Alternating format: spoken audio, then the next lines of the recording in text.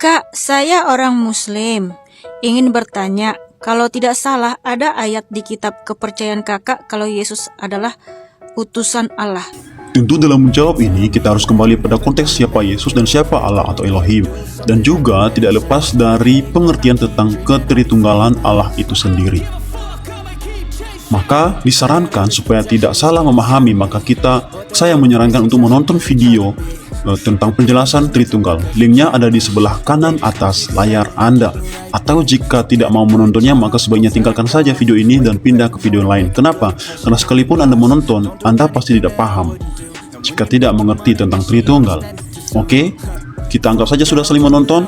Maka setelah itu kita akan mengerti bahwa ada apa perbedaan antara Bapa dan Yesus. Kemudian kita akan tahu bahwa Yesus itu menyandang multistatus, di antaranya ada hamba, firman, nabi, guru, rabi, imam, raja, hakim, adil, kemudian korban penebusan, pengantar antara Allah dan manusia, kemudian sebagai Adam yang kedua, dan selanjutnya sebagai Allah itu sendiri. Nah, khusus di sini kita akan membahas sebagai firman dan sebagai nabi. Yesus sebagai firman. Kita akan lihat bahwa di dalam Injil Yohanes pasal 1 ayat 1 sampai 3 berkata bahwa pada mulanya adalah firman.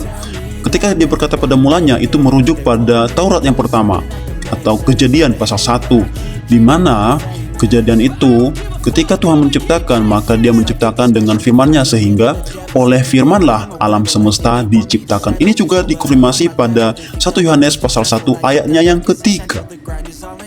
Maka sebagai firman di dalam Yesaya pasal 55 ayat 11 berkata bahwa demikianlah firmanku yang keluar dari mulutku, ia tidak akan kembali kepadaku dengan sia-sia, tapi ia akan melaksanakan apa yang kukehendaki dan akan berhasil dalam apa yang kusuruh kepadanya. Itu mengartikan bahwa Yesus adalah sang firman harus mengaku bahwa dia adalah utusan. Utusan dari siapa? Utusan dari sang hakikat Allah atau Elohim atau sang Bapa itu. Kemudian kita lihat Yesus sebagai nabi. Kata nabi berasal dari bahasa Ibrani navi, yang diterjemahkan sebagai juru bicara yang diambil dari ekspresi Ibrani nifs satayim, yang berarti buah dan bibir, yang mengutarakan kebenaran Allah kepada manusia. Dalam hal ini, Yesus merupakan inkarnasi Allah menjadi manusia, berstatus sebagai nabi.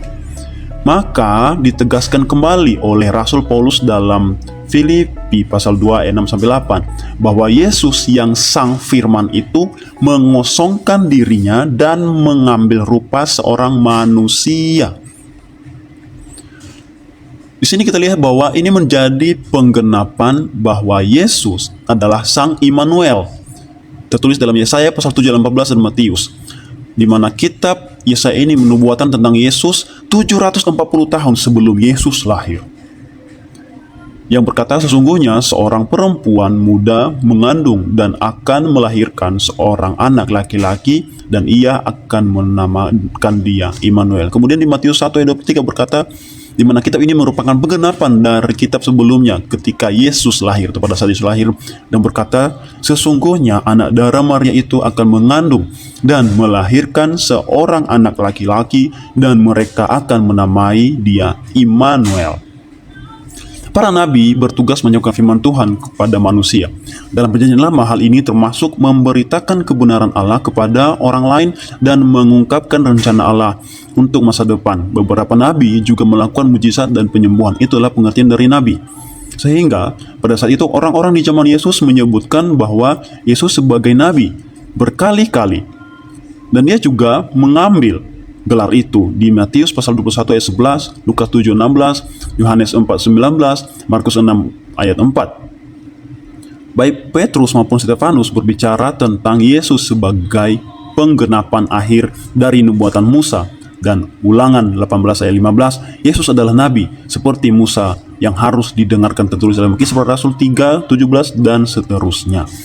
Maka jika kita bertanya, kenapa Yesus mengatakan bahwa dia adalah utusan?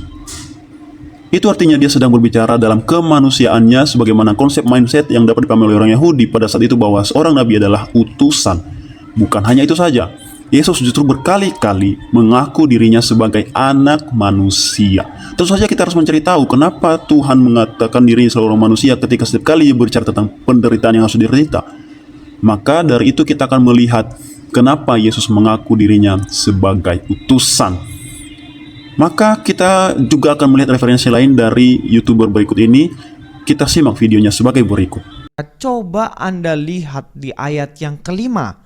Apa bunyinya ayat yang kelima? Oleh sebab itu ya Bapa, permuliakanlah aku padamu sendiri dengan kemuliaan yang kumiliki di hadiratmu sebelum dunia ada. Pertama sih yang saya mau bahas adalah permuliakanlah aku padamu sendiri. Nah, jika Yesus hanya utusan saja, dia tidak memiliki hakikat yang sama dengan Tuhan Bapa, mana mungkin dia berani mengatakan permuliakanlah aku padamu, yang artinya Bapa dan Yesus adalah satu yang memiliki kemuliaan yang sama. Kalimat selanjutnya dikatakan dengan kemuliaan yang kumiliki di hadiratmu. Nah, kemuliaan yang sama yang dimiliki oleh Bapa itu ternyata dimiliki Yesus juga. Dikatakan di kalimat selanjutnya, sebelum dunia ada. Bahkan sebelum dunia ini ada, kemuliaan Yesus sudah ada bersama-sama dengan Allah.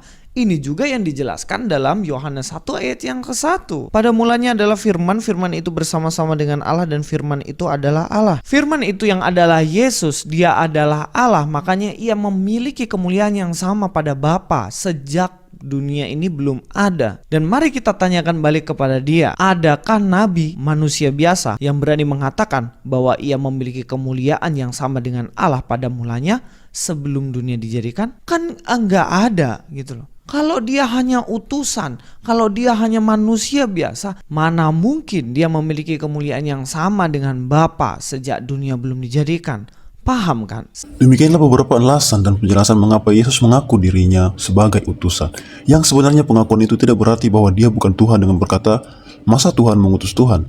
Kemudian pahamilah terlebih dahulu dalam konteks apa Yesus berkata seperti itu, dan kemudian pahami juga konsepnya, apakah Yesus turun ke dalam dunia mengambil rupa seorang manusia dengan tujuan untuk mendeklarasikan bahwa dia adalah Tuhan, atau dengan maksud tertentu, yaitu sebagai korban penebus dosa yang sejati. Terima kasih, Tuhan Yesus memberkati.